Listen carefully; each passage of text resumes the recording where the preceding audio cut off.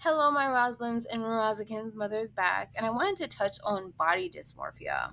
Okay, so I know that this is like a lot to handle, right, with our Privileged Plights series.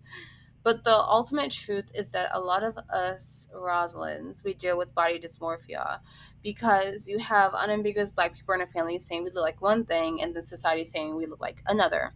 And so, what also adds salt to our injuries is the fact that other exoticals can see the difference between us and unambiguous people in our lives, but the unambiguous people can't. And so it fucks with your brain, it fucks with your heart, and it fucks with your perception of beauty when one person's saying that you look like them, but they're over here crying about how they're the ugly ones in society. And then you have another group saying you look like them, and they're talking about all their privileges. So that being said, body dysmorphia is real. And so I want to touch on the fact that growing up, since I didn't really understand my identity and I didn't understand my beauty, I dealt with a lot of body dysmorphia. I still deal with a lot of body dysmorphia to this day, where I feel like a fucking whale a lot of times. I feel like someone who is an imposter in my beauty. I feel like someone who sometimes is seen as delusional by others that try to claim we're twins when we're fucking not. I feel invalidated at times in my beauty because I'm thinking about what mother truckers have said to me that really shouldn't be bothering me. And I'm also at times uncomfortable in my beauty. Sometimes I wish that I could just disappear into the darkness and never be seen again, right? Because I realize that being a pretty girl, a lot of people critique you, analyze you, study you, and impersonate you.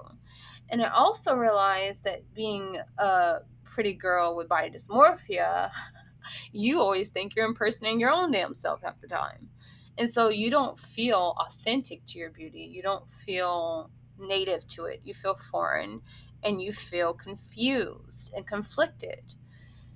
And I say all this to say that this is part of the reason why I felt the need to make a video about this because a lot of us Rosalynds are dealing with this very much big diagnosis, sorry, of body dysmorphia. Whether it's the fact that people try to humble you with your hair texture, your features, your DNA results, you're pretty privileged. They try to revoke every single card there is that has given you the life that you've gotten, which is better than most. But they want to say that, you don't have a better life than most, that you're just basic like them, which the devil is a fucking liar and the truth is not in him. Because if I was just basic, I couldn't talk about all these different topics like I do. Anyway, so for me personally, I deal with dysmorphia especially too due to sometimes I struggle with my skin a lot. Okay, I break out a lot, dark marks, you're already brown, and then you got dark marks, and it's looking like, oh, pimple.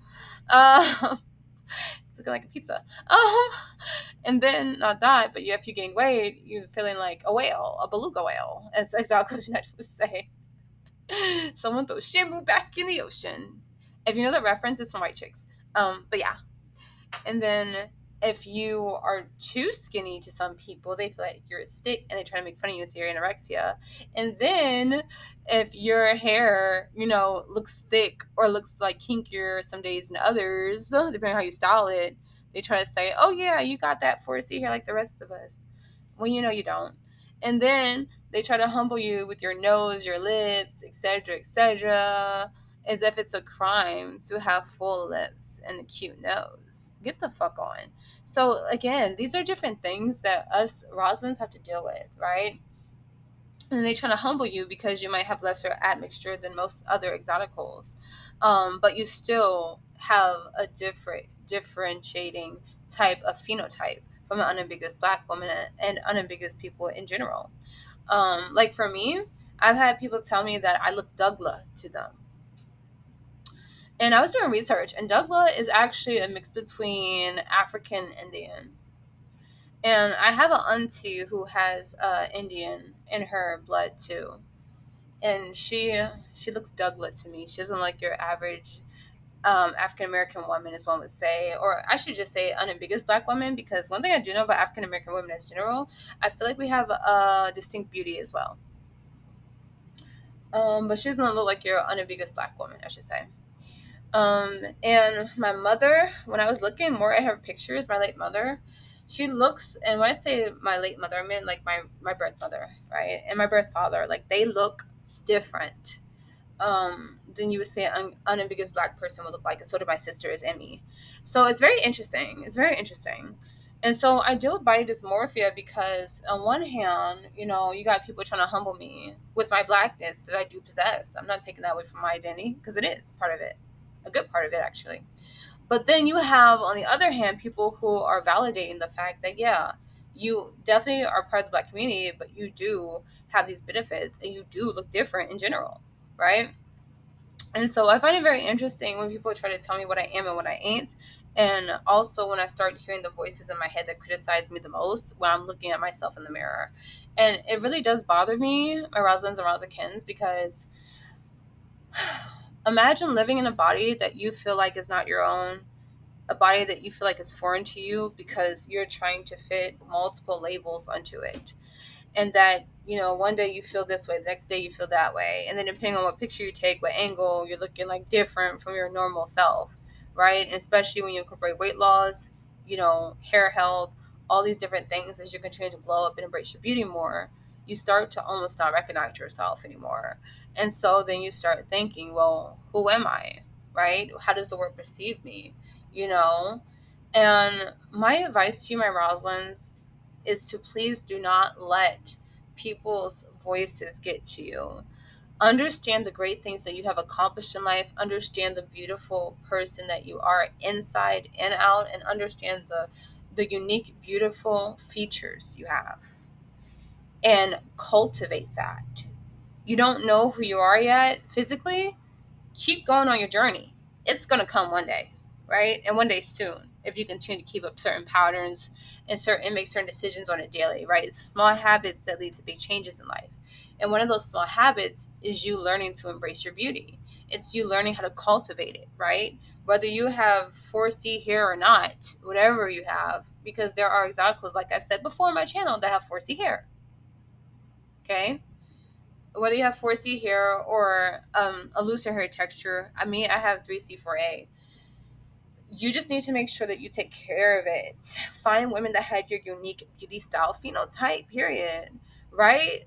I mean, people can say what they want to say, but baby, your life experiences, these privileged plights that you relate to, every time I drop a video about privileged plights, right? And different topics in regards to that topic overall, you're like, amen. You wanna why? You wanna why? You wanna why? Because you're an exotical. One thing I learned about exoticals is that we have very fluid identities. And that includes brown cis dark skin exoticals. And people are gonna be mad. I'm gonna make a video about that, about how we do have fluid identity, and that you can switch it up, and that you can look different one day and different the next. And that it does look natural on you. Why? Why? Why? Because you have the pretty privileged, the featureism, the texturism, the DNA privilege, the multiculturalism, the multiracialism, all those different things to go with it, and a thin body for my exoticals that want that thin aesthetic, right? And so you stand out. You're different from that of your typical unambiguous black person within the black community.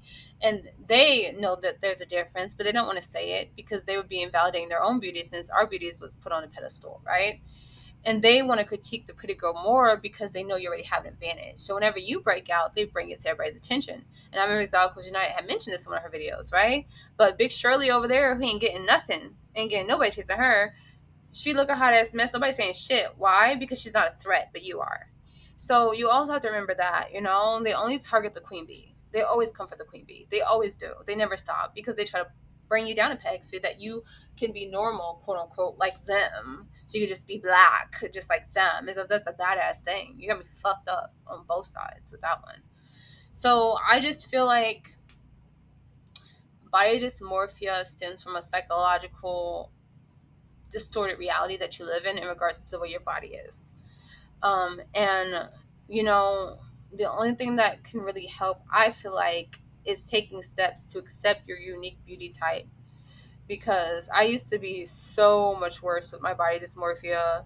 And right now I'm taking it slow day by day, learning to accept where I am on my weight loss journey, on my beauty journey. And I'm just like, trying to give myself hope and give myself encouragement that, you might not feel like you are that girl right now at times, but you still are. And all you can do if you still feel that way is keep moving forward. Oh, Aaron Yeager, I love you so much. Keep moving forward. Keep moving forward. Keep moving forward. That's all you could do. And that means keep your beauty regimen. Keep doing your hair. Keep deep conditioning. Keep oiling it. Keep moisturizing. Keep doing your skincare. Keep going on walks. Keep working out. Keep eating right. Keep intermittent fasting. Keep doing all that shit, right? Until you get the results you want and until you're content with the body that you have and you accept it. And this time when you're accepting your body, it's a body that you know that you worked hard to get and that you love and that you see the beauty in. That's my advice. Just keep moving forward with your healthy habits, your beauty regimens, and your affirmations, and it will come. Is it going to happen overnight? No. But through time, as you continue to praise your own beauty and cultivate it, you'll learn to appreciate it. And with that, Mother is done. Okay, ciao, my Rosalins and Rosikins. Mother loves you. Bye.